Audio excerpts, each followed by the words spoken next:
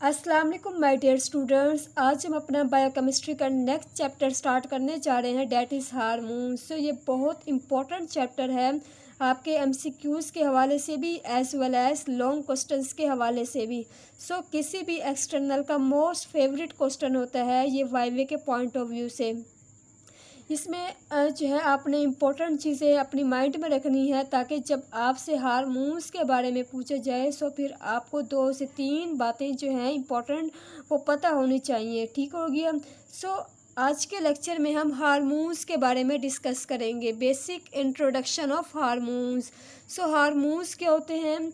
Hormones basically ये body में secrete होने वाले केमिकल सब्सटेंसेस होते हैं। ये कहाँ से सिक्रीट होते हैं? बेसिकली हार्मोन्स हमेशा ग्लैंड्स से सिक्रीट होते हैं। ग्लैंड्स क्या चीज़ होती है? ग्लैंड्स को आप उर्दू में कहते हैं गदूद।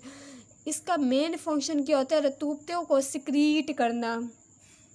ये बॉडी के अंदर मुख्तलिफ जगहों पे मुख्तलिफ ग्लैंड्स होते हैं। मुख्तलिफ सिक्रीशंस रिलीज़ होती हैं। इन सिक्रीशन को आप हार्मोन्स कहते हैं। अब क्वेश्चन ये है कि ग्लैंड्स बॉडी में कहाँ कहाँ प्रेजेंट होता है। मुख्तलिफ जगहों पे बॉडी में ग्लैंड्स प्रेजेंट होते हैं। फॉर एग्जांपल कुछ ग्लैंड्स हमारे ब्रेन के अंदर रिलीज़ होता है लाइक एज पिट्यूटरी ग्लैंड। कुछ ग्लैंड्स हमारे किडनी से रिलीज़ होता है लाइक एज एड्रीनल ग्लैंड। कुछ ग्लैंड्स हमारे स्मॉल एंड लार्ज इंटेस्टाइन से रिलीज़ होता है। कुछ ग्लैंड्स हमारे गले से रिलीज़ होता है लाइक एज थायराइड ग्लैंड। ये क्या करते हैं? ये बॉडी के मुख्तलिफ जगहों पे मुख्तलिफ ग्लैंड्स प्रेजेंट होते हैं। इन ग्लैंड्स के अंदर से कुछ सिक्रीशन रिलीज़ होती है जिनकी बॉडी के अंदर कोई ना कोई फंक्शंस रोल प्ले करता है। इसको हम कहते हैं हार्मोन्स। ठीक हो गया। Hormones these are chemical substances. ये केमिकल सब्सटेंसेस होते हैं, बॉडी में सिक्रीट होने वाला केमिकल सब्सटेंसेस होते हैं which are secreted into the body fluids, जो कि सिक्रीट होते हैं बॉडी फ्लूइड्स किसकी मदद से? बाय ग्लैंड्स की मदद से, and have a physiological control effect on other sales of the body. Physiological के क्या मतलब होता है? फिजियोलॉजिकल का मतलब होता है फंक्शंस रोल प्ले करना। ये क्या करता है कि बॉडी के मुख्तलिफ सेल्स के ऊपर मुख्तलिफ ऑर्गन्स के ऊपर क्या करता है? ये फंक्शन रोल प्ले करता है। हार्मोन्स अगर आपसे पूछ ले वाइवे में फिर आप कह सकते हैं हार्मोन्स बेसिकली केमिकल मैसेंजर्स होते हैं। ये केमिकल सब्सटेंसेस होते हैं जो कि सिक्रीट करते हैं बॉडी फ्लूइड्स किसकी मदद से? ग्लैंड्स की मदद से। और ये फिजियोलॉजिकली तौर पर इफ़ेक्ट करते हैं other sales of the body. उसके बाद है एंडोक्रिनोलॉजी। लॉजी का मतलब होता है स्टडी, एंडोक्राइन। एंडोक्रिनोलॉजी अगर आपसे पूछ लें, ये ऐसी स्टडी होती है जिसमें हम एंडोक्राइन की स्टडी करते हैं। That is endocrinology. It deals with the study of structures and functions of endocrine glands. ये डेफिनेशन है endocrinology and the diagnosis and treatment of the disorder of the endocrine system. ये देखते हैं कि इसको डायग्नोस करना, ट्रीटमेंट करना, ये किस में आता है? डैट इज़ एंडोक्राइन सिस्टम में आता है। हार्मोन्स की डेफिनेशन आ जाए और एंडोक्राइन की डेफिनेशन आपने फिर इसको लिखना है। ठीक हो गया। उसके बाद एक चीज़ होती है ग्लैंड्स। ग्लैंड्स क्या होते हैं? ये रतूबते सिक्रीट करते हैं। ग्लैंड्स बेसिकली 2 तरह की होती हैं, endocrine glands and exocrine glands. Endocrine glands और एक्सोक्राइन ग्लैंड्स बेसिकली ये बॉडी के अंदर प्रेजेंट होते हैं। Endocrine glands secrete hormones directly into blood stream. इस ग्लैंड की सिक्रीशन बेसिकली कहाँ पे होती है? बॉडी के अंदर हो रही होती है, ब्लड के अंदर हो रही होती है, डायरेक्टली ये ब्लड के अंदर सिक्रीट हो रहे होते हैं। जबकि एक्सोक्राइन ग्लैंड्स क्या होते हैं? ये इस ग्लैंड की जो सिक्रीशन है वो बॉडी के बाहर हो रही होती है। ये एक डिफरेंस है। अगला डिफरेंस क्या? ये डक्टलेस होते हैं और ये डक्ट होते हैं। ये डक्ट के ज़रिए से सिक्रीट होते हैं जबकि ये डायरेक्ट ब्लड में सिक्रीट होते हैं। उसके बाद आपसे पूछ सकते हैं कि एंडोक्राइन ग्लैंड्स क्या चीज़ प्रोड्यूस करती है? हार्मोन्स प्रोड्यूस करते हैं। जबकि एक्सोक्राइन ग्लैंड्स एंजाइम्स प्रोड्यूस करते हैं। उसके बाद इसकी एग्जांपल है like as pituitary gland, thyroid gland. Pituitary gland कहाँ पे होती है? हमारे ब्रेन के अंदर एक एरिया होता है, ये वहाँ से रिलीज़ होता है। थायराइड ग्लैंड ये गले का हिस्सा होता है, सो ये वहाँ से रिलीज़ होता है। ये बेसिकली बटरफ्लाई शेप का होता है। उसके बाद है exocrine gland. Exocrine gland basically ये बॉडी के बाहर से सिक्रीट हो रहा होता है, so like as saliva. Sebum, sebum आपको पता है क्या चीज़ होती है? जो ह्यूमन्स की जो लेयर होती है वो बेसिकली सीबम से बनी होती है, ऑयली लेयर। जबकि जो इंसेक्ट्स की लेयर होती है, फैटी लेयर, वो किससे बनी होती है? डेट इज़ वैक्सिस से बनी होती है। उसके अलावा स्वेट हो गया, जो पसीना आता है, बेसिकली ये बॉडी से बाहर रिलीज़ हो रहे होते हैं। पिट्यूटरी ग्लैंड, थायराइड ग्लैंड ये आपकी बॉडी के अंदर रिलीज़ हो रहे होते हैं। ठीक हो गया। सो आपसे पूछ सकते हैं कि what is difference between endocrine gland and exocrine glands. Endocrine glands क्या होते हैं? ये सिक्रीट होते हैं हार्मोन्स, डायरेक्ट सिक्रीट कहाँ से हो रहे होते हैं? Blood stream. ये डक्ट लेस होते हैं, जबकि ये डक्ट होते हैं। उसके बाद एंडोक्राइन ग्लैंड जो हैं वो हार्मोन सिक्रीट करते हैं, जबकि एक्सोक्राइन ग्लैंड्स एंजाइम सिक्रीट करते हैं। एंडोक्राइन ग्लैंड्स में कौन सी एग्जांपल्स आती है? लाइक एज पिट्यूटरी ग्लैंड और थायराइड ग्लैंड। जबकि एक्सोक्राइन ग्लैंड्स में कौन सी एग्जांपल आती है? Like as saliva, sebum and sweat. अब आपसे पूछ सकते हैं वाइवे में कि बॉडी में कोई ऐसा ग्लैंड है जो एक्सोक्राइन और एंडोक्राइन के तौर पर एक्ट करता है? जी बिल्कुल, आपकी बॉडी में एक ग्लैंड है जिसे आप पेनक्रियास कहते हैं। ये पेनक्रियास क्या करता है? इसके अंदर एक ग्लैंड होते हैं जो कि एंडोक्राइन और एक्सोक्राइन के तौर पर एक्ट करते हैं। अब आप देख सकते हैं कि जो पेनक्रियास होता है, पेनक्रियास से एंजाइम रिलीज़ होता है, अमाइलेज, पेनक्रियोटिक जूस रिलीज़ होता है। सो अब ये एंजाइम है बेसिकली। सो अब ये किसके ऊपर एक्ट करता है? सो आप कह सकते हैं ये एक्सोक्राइन के ऊपर एक्ट करता है। क्यों? क्योंकि exocrine gland basically enzyme secrete करते हैं। इसके अलावा जो एंडोक्राइन पेनक्रियास होते हैं उसमें से हार्मोन्स रिलीज़ करते हैं, लाइक एज इंसुलिन, ग्लूकागोन। सो फिर ये हार्मोन्स हो गए, और हार्मोन्स कहाँ सिक्रीट करते हैं? ये एंडोक्राइन ग्लैंड से सिक्रीट करते हैं। ठीक हो गया। उसके बाद हम बात करते हैं फंक्शंस ऑफ हार्मोन्स के ऊपर।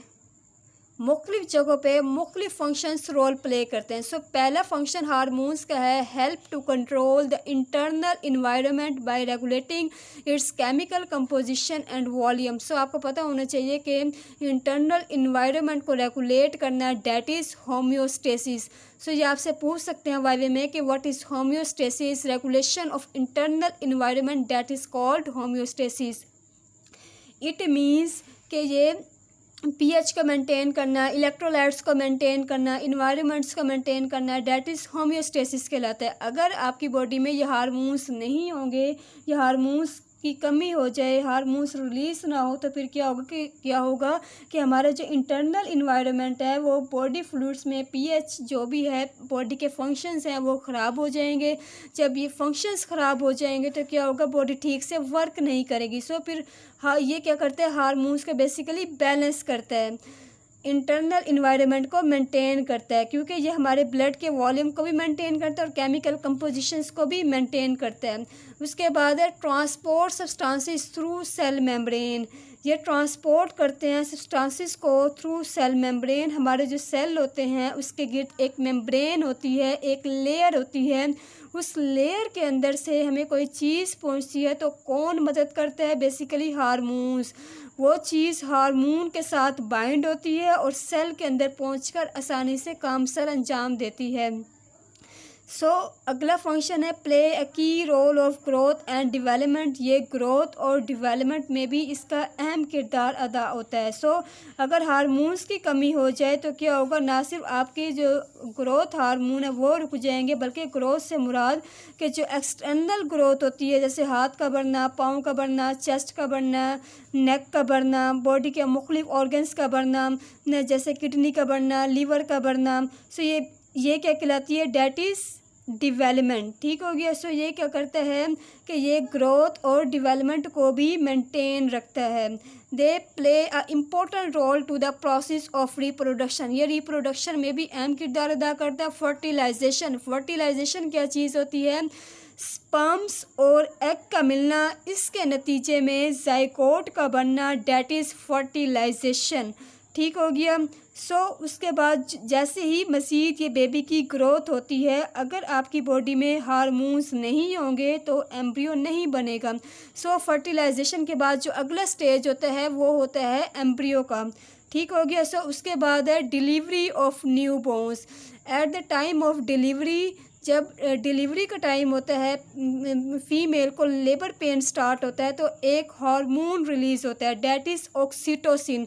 ऑक्सीटोसिन क्या करता है, ये बेसिकली यूट्रस को कॉन्ट्रैक्ट करवाता है। इसकी वजह से अप्लाई प्रेशर होता है और जो बेबी है वो पास आउट होता है, लेबर पेन स्टार्ट होता है और बेबी को नीचे की तरफ पुश किया जाता है। ठीक हो गया। अगर ये हार्मोन्स नहीं होंगे तो क्या होगा, अगर हार्मोन से बॉडी में रिलीज़ नहीं होंगे तो फिर हमें बाहर से इंजेक्शन लगाना पड़ता है ताकि लेबर पेन स्टार्ट हो और बेबी को आसानी से पुश किया जा सके।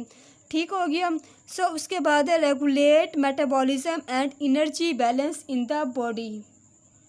यानी कि जो भी आप चीज़ खाते हैं जिसकी इसकी ब्रेक डाउन करना, एनर्जी प्रोड्यूस करना, बेसिकली ये किसका काम होता है, ये हार्मोन्स का काम होता है। ये मेन फंक्शंस हैं हार्मोन्स के। अगर ये पेपर में आ जाए कि फंक्शंस ऑफ हार्मोन्स, तो पहले फिर आपने डेफिनेशन लिखनी है कि हार्मोन्स क्या होते हैं। केमिकल मैसेंजर्स होते हैं जो कि सिक्रीट होते हैं बॉडी फ्लूइड्स किसकी मदद से, ग्लैंड्स की मदद से। ठीक हो गया। फिर आपने फंक्शंस ऑफ हार्मोन्स बताना है कि ये इंटरनल इन्वायरमेंट को मेंटेन रखता है, सेल मेम्ब्रेन के ज़रिए ट्रांसपोर्ट करता है, ग्रोथ और डेवलपमेंट में भी इसका बहुत अहम किरदार अदा करता है। उसके अलावा रिप्रोडक्शन में भी इसका अहम रोल होता है। फर्टिलाइजेशन क्या चीज़ होती है, जब स्पर्म्स और एग का मिलना, डेट इज़ साइकोट बनता है। ठीक हो गया। उसके बाद nourishment of embryo and delivery of new born. Regulate metabolism को रेगुलेट करता है। Energy balance in the body, हमारी बॉडी में एनर्जी बैलेंस को भी ये रेगुलेट करता है। ठीक हो गया। फिर आपने 5 फंक्शंस बताने हैं।